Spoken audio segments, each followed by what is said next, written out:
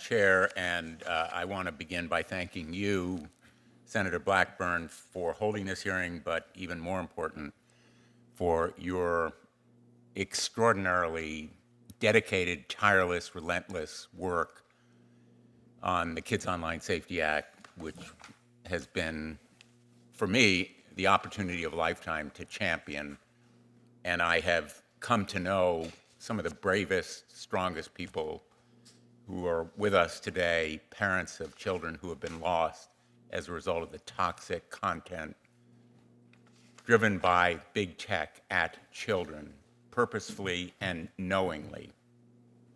And I want to thank the parents who are in attendance today, as well as many, many others who couldn't be with us, and say to you, we are going to continue to fight for the Kids Online Safety Act, and we will win this fight. The whistleblowers who are with us today are part of this battle. You are the truth tellers, and you are part of a long line, I wish there were more, of people of conscience and conviction who have chosen to speak truth to power. And Senator Grassley is absolutely right that we need you, because wrongdoing in government and in private industry is exposed as a result of people having the courage to come forward as you have done, and you deserve more protection. I hope that Senator Grassley may join me in a bill that would provide more protection to whistleblowers. 4 years ago, another whistleblower, Frances Haugen, came forward to reveal how Meta knew it was fueling and aggravating a teenage health crisis, a mental health crisis that continues today, even more widespread and exacerbated. Meta's own researchers described Instagram as a, quote, perfect storm that, quote, exacerbates downward spirals, end quote, of addiction, eating disorders, and depression. They found that Instagram makes body image issues worse for 1 in 3 girls. 2 years later, another whistleblower came forward, Arturo Bejar. He testified before this committee that teens had dangerous, harmful experiences on Instagram at an alarming rate, and again, that Meta knew about it at the very top levels of leadership. We worked on a solution to this problem, the Kids Online Safety Act. Meta promised it would work on solutions, but it did the opposite.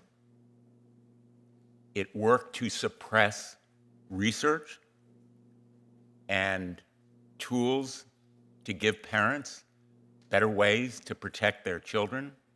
It purposefully, in effect, obstructed and blocked critical fact-finding that you both sought to do.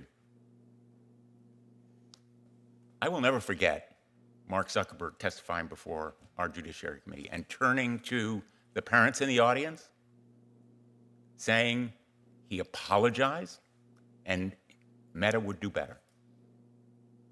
Not only did he betray that promise, he knew it was false when he made it, because at that very moment, Meta was, in fact, suppressing research and fact-finding. According to documents provided to our offices, Meta straitjacketed its staff under a social issues protocol that restricts research on key types of harm, including suicide, eating disorders, bullying, and child trafficking, by designating them, quote unquote, sensitive. Yeah, they were sensitive because they would have undermined business and the reputation of the company. What that meant in practice is Meta installed monitors from their legal department who routinely altered, blocked, and shut down work on teen safety. In one research study, those monitors even demanded the destruction of data on underage children being solicited for sex acts. Mark Zuckerberg and other Meta executives wanted to make sure that government regulators, parents, and teens Never heard anything more about the dangers of their products that are caused to young people. And as your disclosures show, they did so because Meta's attitude simply hasn't changed. It prioritizes profits over the well-being of children and teens. For example, Meta executives canceled proposals to more accurately identify children on its virtual reality platform and to provide them safeguards against abuse. These disclosures show why Meta has hired armies of lawyers and lobbyists, spent millions of dollars to kill the Kids Online Safety Act. It's dangerous for their business model, even if their practices are dangerous to kids.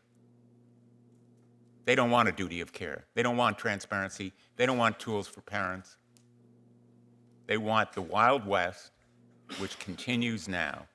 And, you know, big tech has been compared to big tobacco. I sued big tobacco. As Attorney General of the state of Connecticut, I led my fellow attorneys general in suing big tobacco. And you know what gained us a victory? Ultimately, a settlement worth a lot of money, which is still coming to the states, and a change in practices. The industry's own documents showed they were lying. The parallel is indisputable. We had whistleblower there.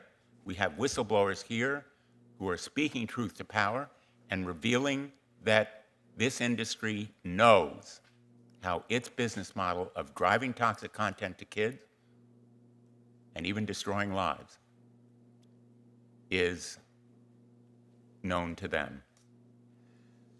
So I take from your testimony that Meta has no shame, no conscience. It's waged an all-out war against kids' online safety.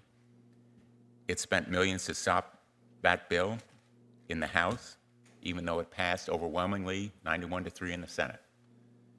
The majority of the American people, the vast majority, 91-3, bipartisan, want this measure. We're here to demand it, and we're going to keep fighting until we get it done. Thank you, Madam Chair. Senator Durbin, do you have a statement